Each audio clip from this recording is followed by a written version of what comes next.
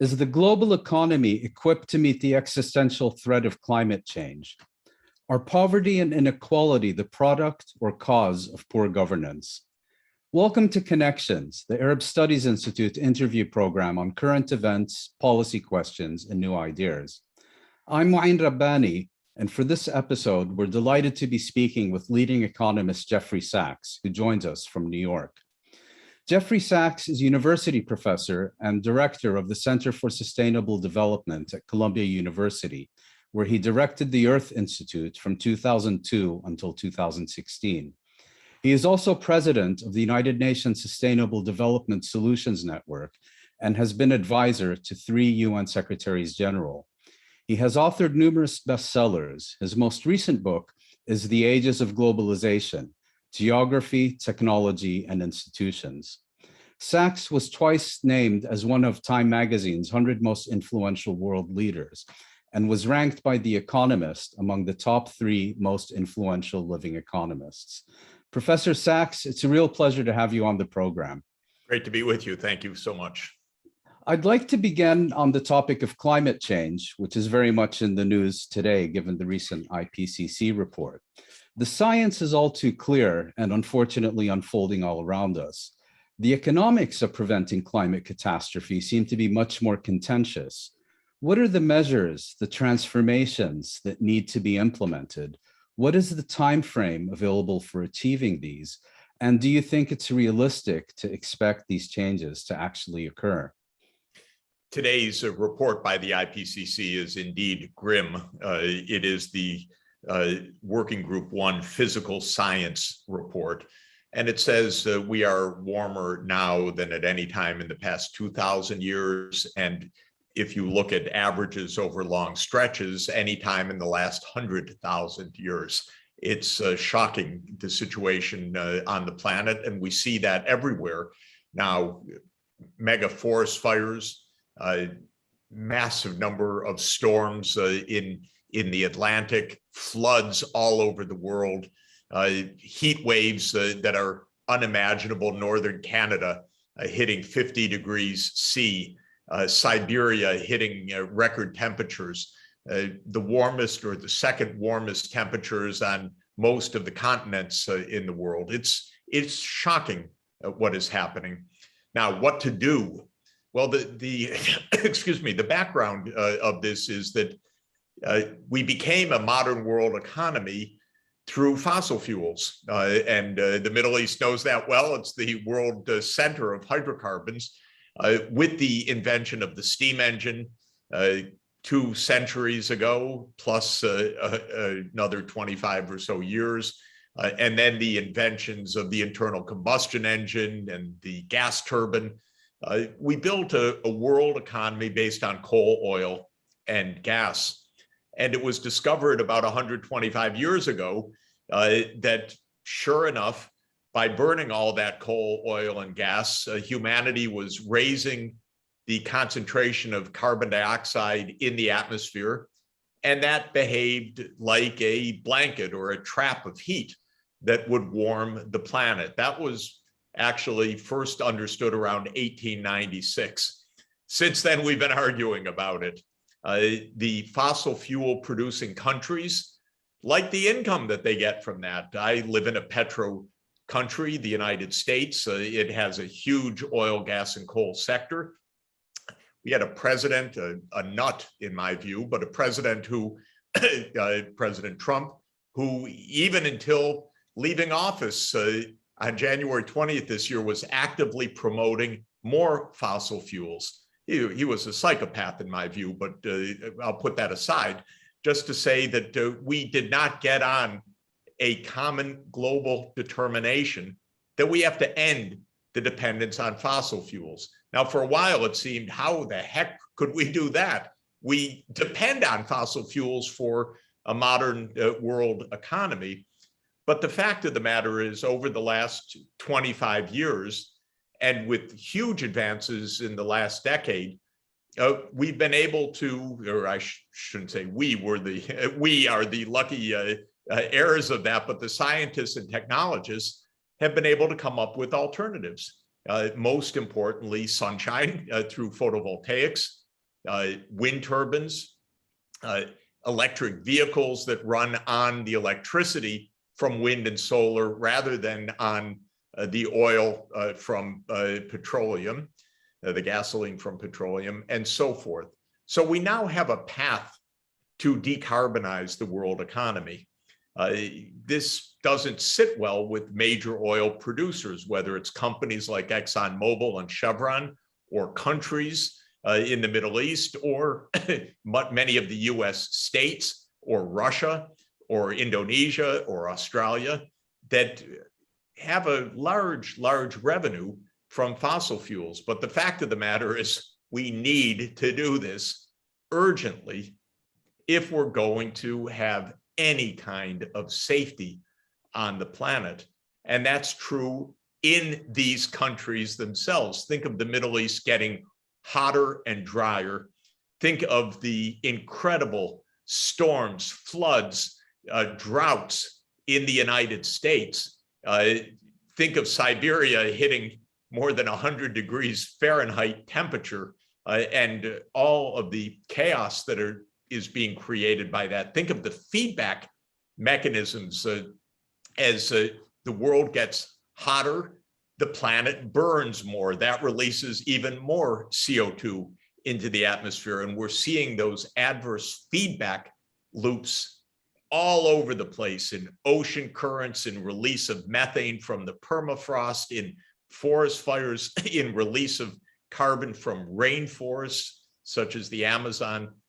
All in all, this is shocking. All in all, we need to decarbonize. All in all, we're going to meet as a world at COP26. That means Conference of the Parties, 26th edition in Glasgow at the beginning of November. And every government, every region better be on one message, which is, yes, we will decarbonize no later than mid-century. We will help each other to do it. We will share technologies. We will get on the case, and we will be fair about it, sharing burdens so that everybody can benefit from this and not have parts of populations or regions or countries left woefully behind by this transformation. And is that something you expect to emerge from the COP26 conference? Oh, you never know with the politics, but it looks better than a year ago. Again, the US escaped by the slenderest of margins from a dangerous authoritarian psychopath who still lurks in the shadows in the United States, or even not in the shadows. But we have a president that's committed to climate safety and to decency. He called 40 world leaders by Zoom, which I heartily recommend for world leaders. Talk to each other, get on Zoom. You don't have to fly around in huge entourages. Just get on your Zoom and get to know each other. But President Biden brought together 40 world leaders in April, and there was really a move towards consensus. Now with this new IPCC report, God help us if the politicians can't figure this out, and we need to help them figure it out. Turning now to a related subject, during the past 18 months, the COVID-19 pandemic has laid bare in stark detail the human costs of inequality. In the United States and other countries, essential workers were revealed to be the most expendable and became ill and died in disproportionately high numbers. Currently, we're dealing with gross vaccine disparity, where, for example, 60% of adults in the European Union have been fully vaccinated, whereas for Africa, the figure is only 1.6%. Appeals to self-interest in terms of protecting wealthy nations from new variants emerging elsewhere have clearly failed. What are the main structural changes required to address these types of inequality and their growing human costs, and how can these be achieved? I think one thing we've learned, and every region should take heart, is promote science and technology locally. Do not depend on others. because what we have right now is a few places that produce vaccines and the rest of the world begging for them. And that inequality is profound. And it's part of the story of why new variants are arising. After all, Delta, which is setting all of us reeling, probably emerged in India. We don't even know for sure, but it spread to the whole world. And it really proves the adage, which is sometimes taken as a cliche, you alluded to it, but it's actually true, which is nobody's safe until everybody is safe. And right now, unless we get comprehensive global control over COVID, we're all vulnerable to the continuing emergence of variants that will evade the vaccines that we have. Now, most of the world does not produce vaccines, and so most of the world is waiting, and maybe they're going to get some. But what has been dismaying to me is that the rich countries have by and large treated this issue, once the vaccine existed, as a so-called market-based issue. Who can buy it? Who can make the contracts? Leaving the companies in charge. Whereas this is no time for a pseudo market. I call it a pseudo market because it's not really a market. There are only a few producers. They gain their intellectual knowledge, their IP, by government financing, especially from the National Institutes of Health. There's no way that Pfizer, BioNTech, or Moderna would have come up with an mRNA vaccine but for US government financing. And then these companies were given 20-year monopoly privileges by their patents, which actually are co-owned by the US government. So the US government should march in there and tell these companies what to do. But US politics is, as I think everyone understands, is really twisted and corrupt. And so money changes hands so much. The corporations run the show to a large extent. And the result is that these companies who are where they are by virtue of public finance and in the midst of a global emergency are out trying to maximize their shareholder value rather than stopping this pandemic. So we have a category confusion that is massive. What we really need is for the US, Europe, that is the EU, UK, Russia, China, and India to put top technocrats around the table together with WHO, with the UN, to plot a month-by-month campaign for global immunization coverage that is fair, financed, and affordable. It wouldn't be hard if we understood that this challenge was an organizational and an inclusive challenge, not a market-based process. But again, in the United States, the companies run the show, and the politicians can't really even imagine it another way. And is that applicable more generally to economic inequality if we take a broader view of it than just the current pandemic? Well, I think there are a couple things going on in inequality that should be understood. One is that, as we've understood for a long time, when technology changes, that creates winners and losers. In the period from roughly 1950 onward, the major change of technology was to favor advanced human skills over raw labor. And that led to a massive change of income distribution. People with advanced education had rising incomes, and people with basic education had stagnant or falling incomes. So society divided between the educational haves and the educational have-nots. Now we're in another fundamental technological transformation that is around digital technology, because we become a digital society gradually up until 2020, and then we're thrown into it since then. Who are the winners now? The ones who own the digital platforms. So Mr. Bezos has $200 billion of personal wealth. That's a lot of money, by the way. And all of the top wealth holders are tech people from Google or Microsoft or others.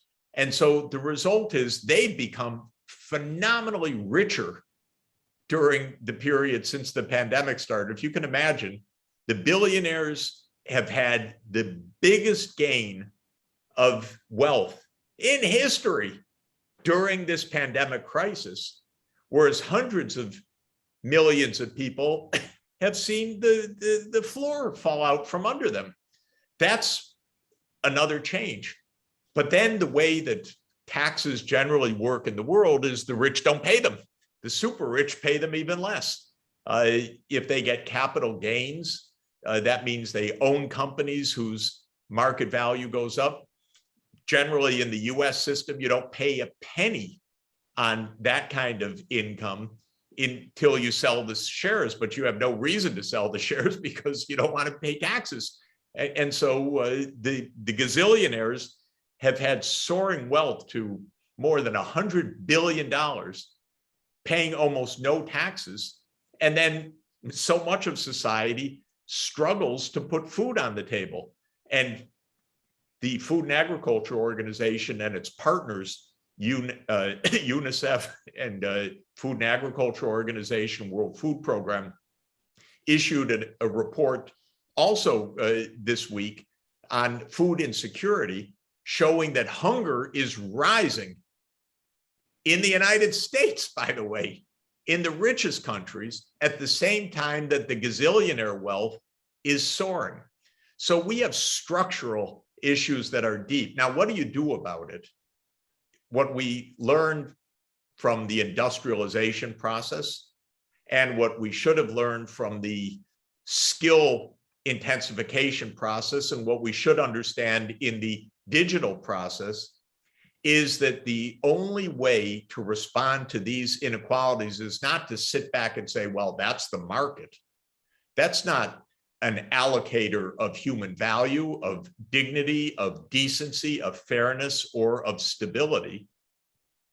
What we need to do is have the government taxing the super rich, taxing large profits, and using that to make sure that every single person has access to healthcare, education, and other basic needs.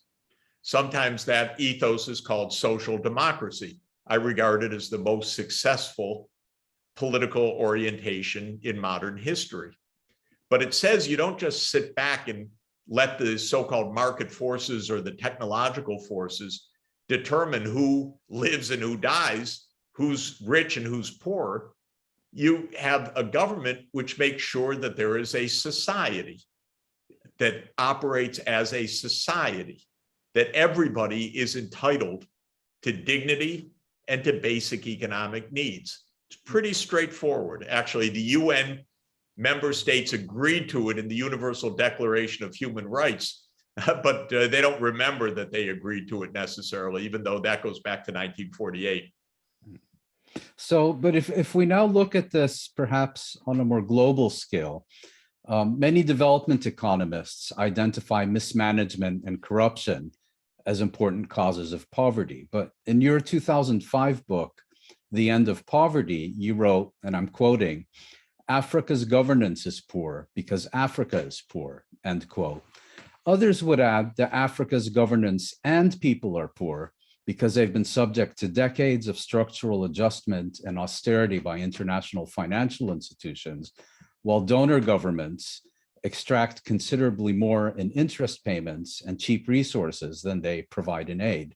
Can the system be reformed, or is a more fundamental overhaul required? Well, I sometimes say that there is widespread corruption, not only in Washington, but also elsewhere. The narrative coming from rich countries is to point to poor people and say, oh, you're so corrupt.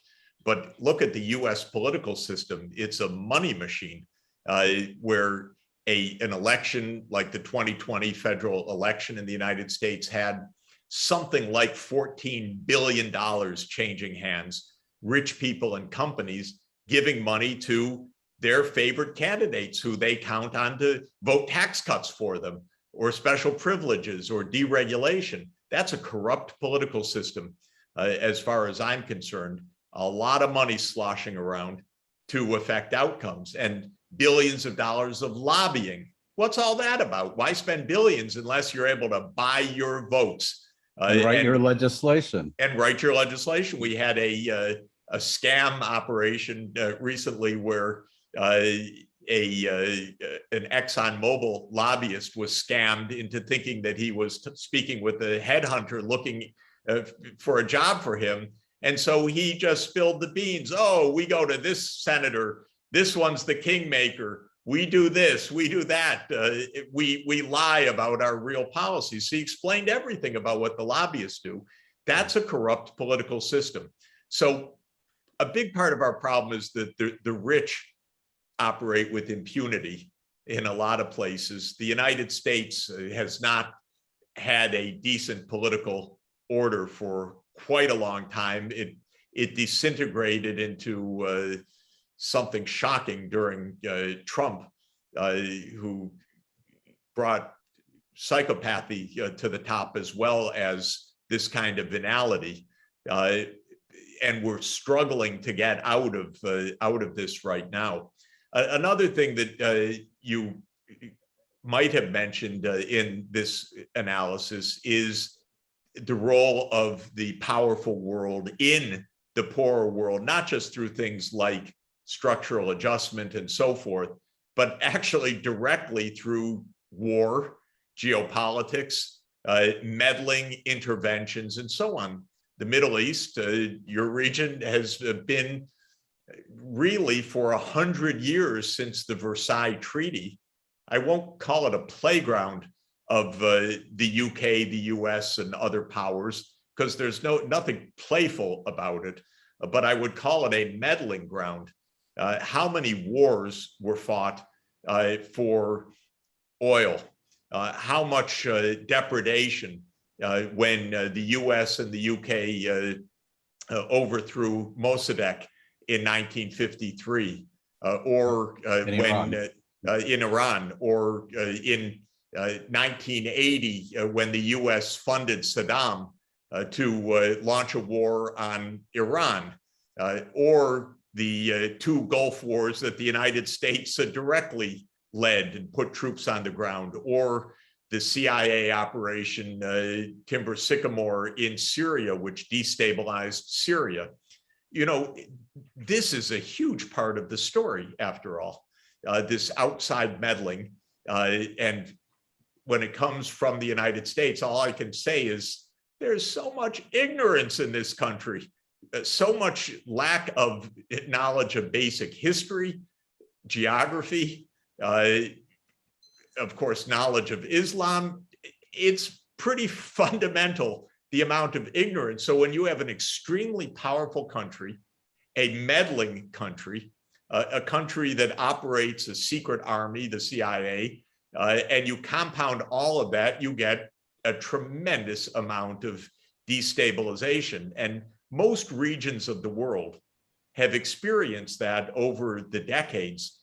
Central America, obviously, in the 1980s, Latin America, for a lot of history, where the US overthrew governments right and left, Southeast Asia, Africa with its proxy wars, the Middle East with its proxy wars. You know, geopolitics is a big part of this story, and we desperately need a world in which the UN Charter actually works, in which the UN Universal Declaration of Human Rights is the guiding moral principle. It's based on dignity for every human being and basic economic rights for every human being, and some peaceful investment in the future, because that's the key for real economic development, is finance to invest in education and healthcare in infrastructure, in zero carbon energy, and all the rest. So just to say, you know, we're a rich world, we're a technologically sophisticated world, but we're not a very fair world, very honest world, or very transparent world. And if we actually abided by basic principles that we kind of claim that we live by these principles, if we actually live by them, we'd make huge advances on the planet. So you've laid out the aspirations and you've identified the mechanisms that could be used to achieve those aspirations. But I think for many people listening, the question would remain, how would theory, so to speak, be translated into reality, given the self-interest and and vested interests and so on that you've also identified? How would we translate these lofty objectives into realistic prospects? Well, I could tell you one thing, that Plato, the great philosopher, asked the same question.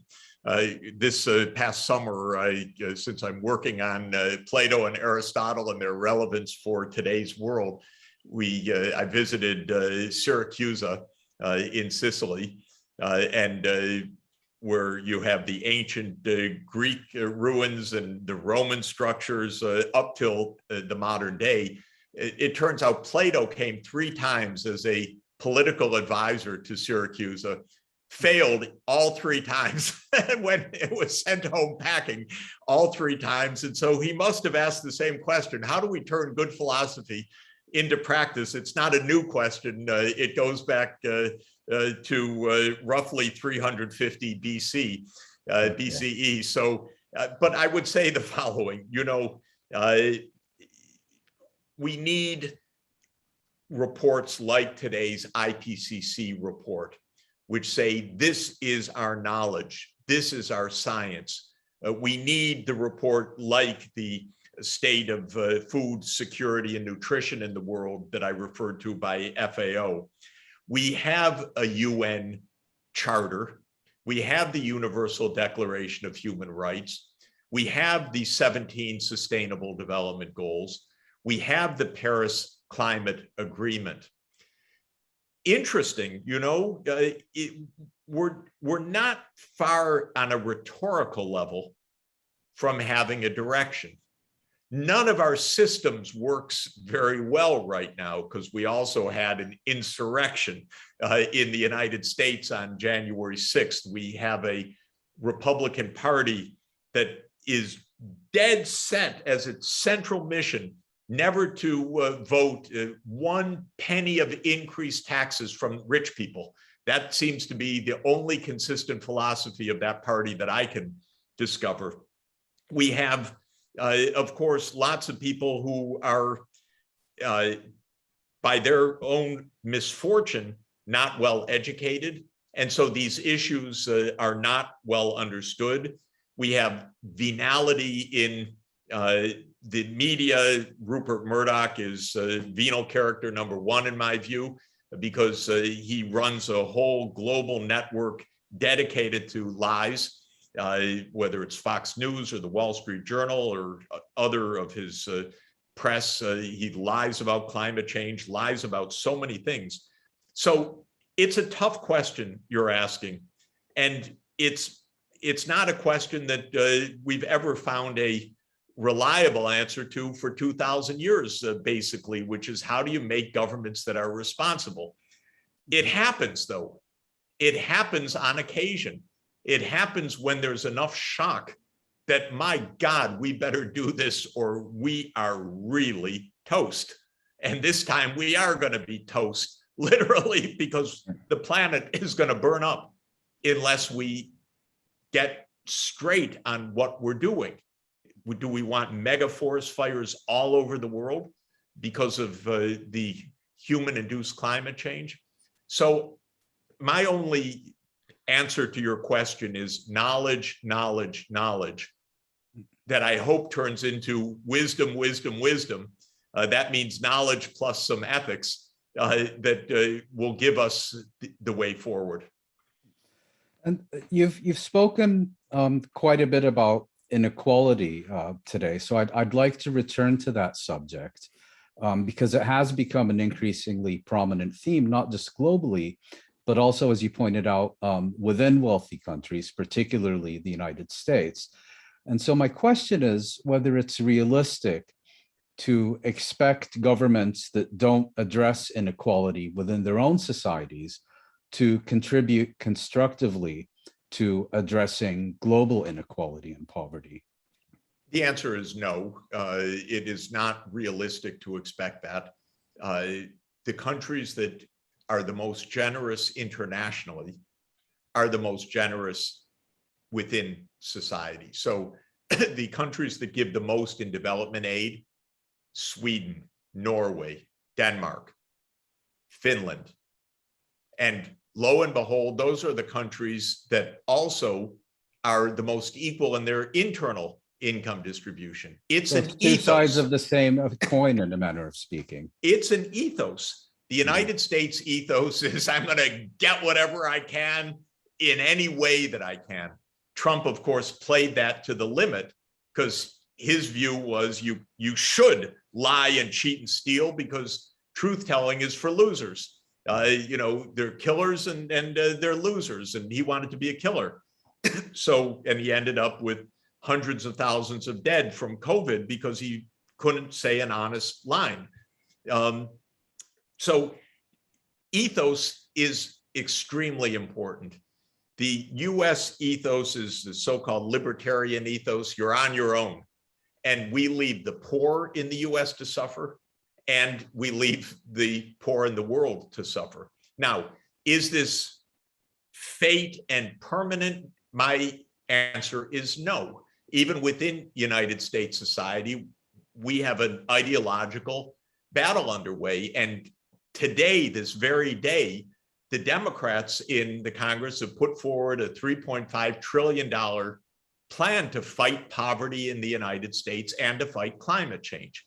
And it will probably pass in some form on a straight party vote because the Democrats, it's 50-50, and then the tie-breaking votes, the vice president and Democrats. So I think this will pass in the weeks ahead. And it shows that within the US society, we're in a battle over the future. Do we want a decent, fair future, or is it a free-for-all? And I think it's a close call, but it's one that we have to fight to make right. The fighting here is to stop fighting. The fighting, when I say fighting, I mean fighting for values, not fighting each other. We need to embrace the idea that the world is rich enough for everybody, so share. Now, one more thing that I would add is we've never had good sharing across national borders. Politicians are elected locally. The UN, it's a wonderful institution. I've spent a lot of my professional life working for and trying to help the UN, but it doesn't command finances. It's a political normative institution, not a financial institution. And we need to turn the resource flows in the direction of the values. So it can be done. We need to do it. Most people in the world want to do it. The rich and the powerful, many act with impunity, but we need to end the impunity and upgrade the responsibility. Professor Jeffrey Sachs, thank you very much for joining us and sharing your insights with Connections. Absolute pleasure to be with you. Thank you so much. Thank you.